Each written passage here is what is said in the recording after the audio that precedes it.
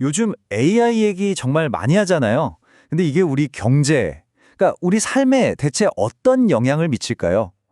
모두가 궁금해하는 이 질문에 대해 세계 경제의 방향키를 쥔 미국 연방준비제도는 과연 어떤 생각을 하고 있을까요?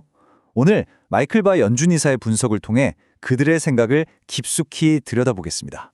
증기기관, 전기, 그리고 인공지능. 전혀 상관없어 보이는 이 세 가지 사이에 사실은 아주 놀라운 공통점이 숨어 있습니다. 대체 뭘까요? 이 질문에 대한 답이 바로 오늘 우리가 파헤칠 이야기의 가장 중요한 실마리입니다.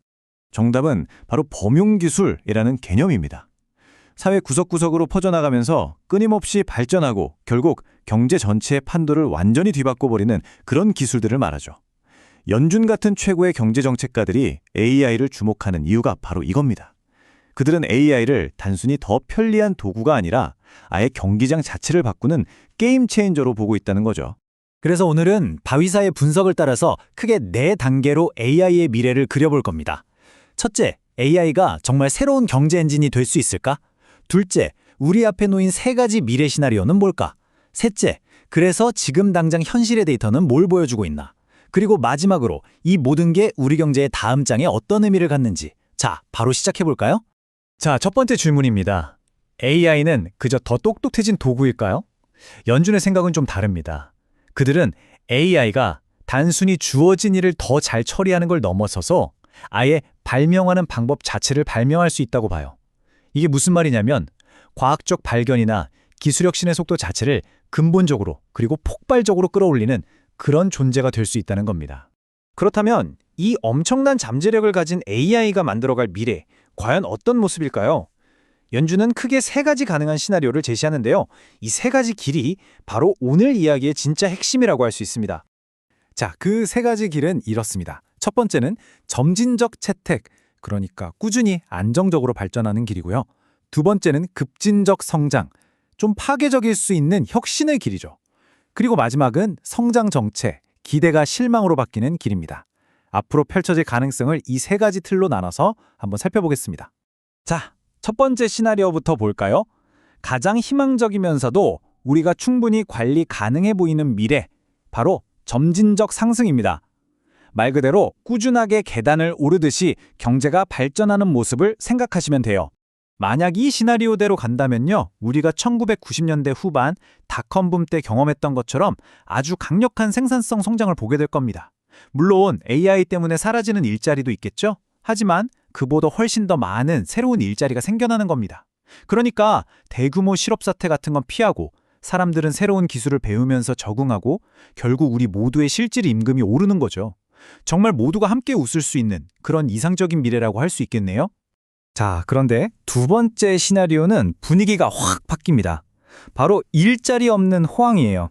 생산성은 말 그대로 폭발하는데 그 대가로 아주 심각한 사회적 비용을 치르게 되는 그런 시나리오입니다. 바로 이 지점에서 마이클 바이사가 정말 섬뜩할 정도의 경고를 던집니다. 한번 들어보세요. 인구의 상당 부분이 사실상 고용 불가능한 상태가 될 수 있다. 와, 이 한 문장 정말 무섭지 않나요? 이게 바로 일자리 없는 호황이 현실이 됐을 때 우리가 마주하게 될 극심한 불평등과 사회적 갈등을 그대로 보여주는 겁니다. 자, 마지막 세 번째는 좀 실망스러운 시나리오입니다. AI 거품 붕괴. AI에 대한 그 뜨거웠던 기대와 투자가 알고 보니까 그냥 거품이었다, 이렇게 드러나는 경우죠. 이 시나리오 딱 들으면 뭐가 떠오르세요?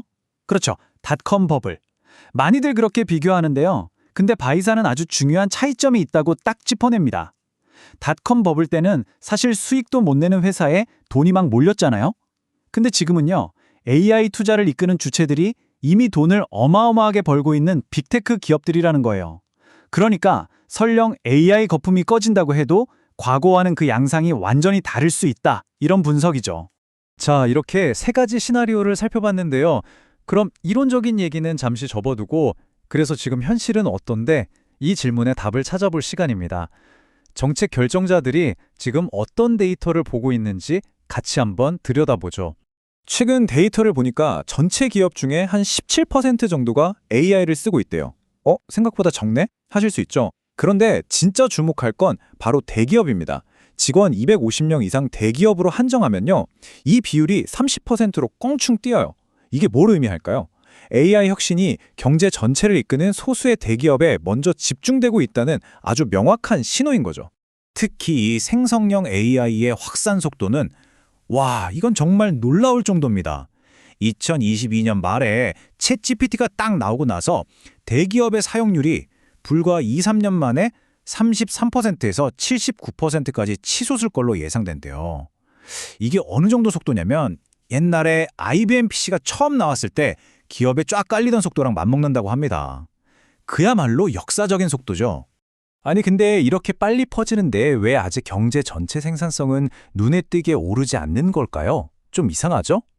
그 해답이 바로 생산성 J커브라는 개념에 있습니다. 이게 뭐냐면요. 우리가 예를 들어 새로운 운동을 배울 때 처음에는 어색해서 오히려 더 느리고 서툴잖아요.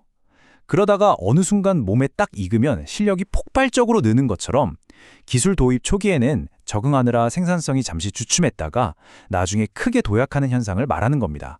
이 J커브의 잠재력을 보여주는 아주 구체적이고 재밌는 사례가 있어요. 놀랍게도 연준, 그러니까 미국 중앙은행이 직접 실험한 건데요. 자기들 내부의 낡은 데이터베이스를 새로 싹 바꾸는 프로젝트에 생성형 AI를 한번 써봤대요. 결과가 어땠을까요? 작업 시간이 무려 절반, 50%나 줄었다고 합니다. AI 힘이 이 정도라는 걸 보여주는 아주 강력한 증거죠. 그렇다면 제일 걱정되는 일자리는 어떨까요? 아직 고용시장에서 나오는 신호들은 좀 미묘합니다. 일단 전체 실업률에는 큰 변화가 없어요. 아직은요. 그런데 소프트웨어 개발 같은 일부 직종에서는 신입사원을 잘 안 뽑는 그런 움직임이 좀 보이고요. 근데 더 중요한 건 기업들이 사람을 막 자르는 게 아니라는 점이에요.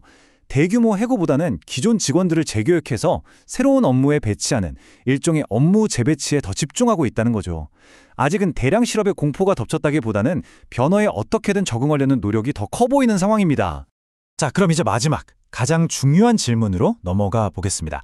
이 모든 변화가 연준의 본업, 그러니까 금리를 결정하는 통화 정책에는 대체 어떤 영향을 미칠까요? 많은 분들이 AI가 효율을 높여주니까 물가가 안정돼서 금리를 낮추는 데 도움이 될 거라고 생각하실 수 있어요. 근데요, 연준의 분석은 정반대입니다. 이 표를 한번 보세요. 성공적인 AI 붐은 오히려 장기적으로 금리를 올리는 압력으로 작용할 가능성이 크다는 거예요. 왜냐? 생산성이 막 높아지고 기업들이 너도 나도 투자하고 사람들도 미래는 돈 더 잘 벌겠지 하면서 소비를 늘리면 경제가 너무 뜨거워질 수 있잖아요. 그럼 이걸 시키기 위해서 금리를 올려야 하는 압력이 커진다는 논리입니다. 그래서 오늘 이야기의 가장 중요한 정책적 결론이 이겁니다. 바이사의 연설에 따르면 AI 붐이 온다고 해서 연준이 금리를 내릴 이유가 되기는 어렵다는 겁니다. 오히려 그 반대의 압력을 만들 수도 있다는 점 꼭 기억해야 하겠습니다. 결국 바이스가 하고 싶었던 말은 이 문장에 다 담겨 있다고 봅니다. 사회는 단기적인 혼란의 고통을 줄이고 그 혜택이 널리 공유되도록 민첩하고 과감해야 한다. 결국 기술이 우리 미래를 결정하는 게 아니라는 거죠. 그 기술을 우리가 어떻게 사용할지, 우리의 선택이 미래를 만든다는 아주 중요한 메시지를 던지고 있습니다. AI가 그려나갈 미래는 아직 백지상케입니다. 그 페이지를 어떻게 채워나갈지는 결국 우리 모두의 손에 달려있겠죠. 과연 우리는 어떤 미래를 함께 써내려가게 될까요? 이 질문을 여러분께 던지면서 오늘 분석을 마무리하겠습니다. 시청해주셔서 감사합니다.